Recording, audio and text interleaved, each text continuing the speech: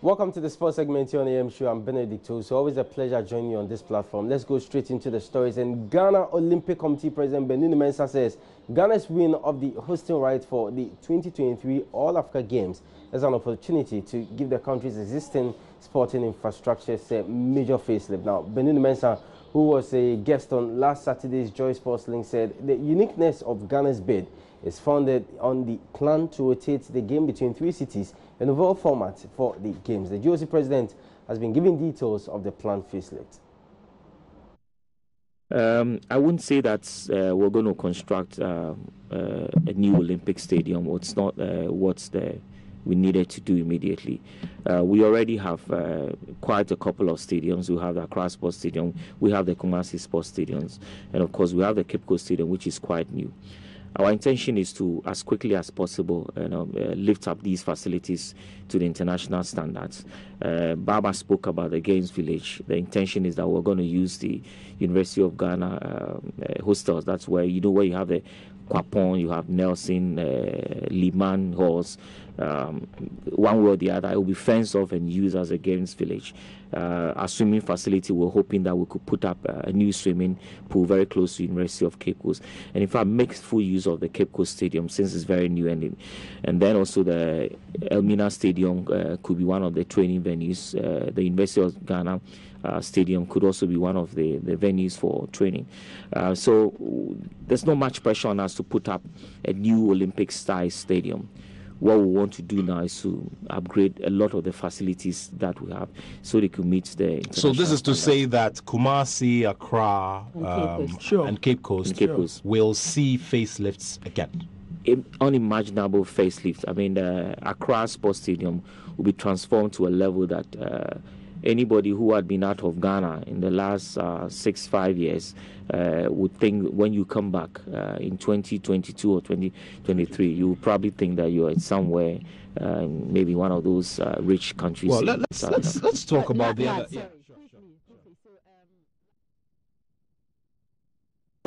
All right, so away from that, let's do some stories on the Black Queens. And the team will leave Accra for Zambia this afternoon as they enter the final phase of preparations ahead of next month's Africa Women's Championship. Now, Ghana will play Zambia in a friendly this Sunday before traveling to Kenya to wrap up preparations. And the head coach of the team, Bashir Hayford, is looking at using the friendlies to build a formidable team for the championship.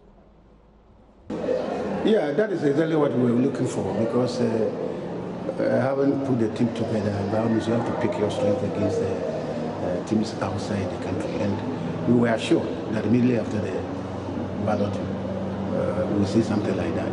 And it's true that immediately after the ballot, those countries who are not in our group willingly accepted two players. Yesterday, it was on air by the minister himself that three countries, namely Zambia, Kenya, South Africa, they are prepared to players. So we are preparing for those matches. And you're sure that after these three matches, you will be very well prepared for the host and win agenda?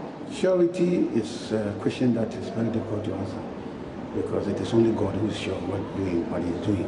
What I am saying is that it will help us to prepare very well and also pick our strength against and then see the standard outside Ghana. Because now the standard we have here is the standard we have and nothing can change it. But when you compare and see that your standard is also okay with this, then we see if it is not up to this thing, then we see how you put in your maximum best to make sure increase the standard. Are you looking at just beating these three countries, or you are actually looking at improving your lot? Oh, beating these countries is what I'm saying. I will pick your strength against and then you see the standard. I'm not even interested in beating. I'm interested in seeing the standard that we are going to play outside Ghana. Thank you.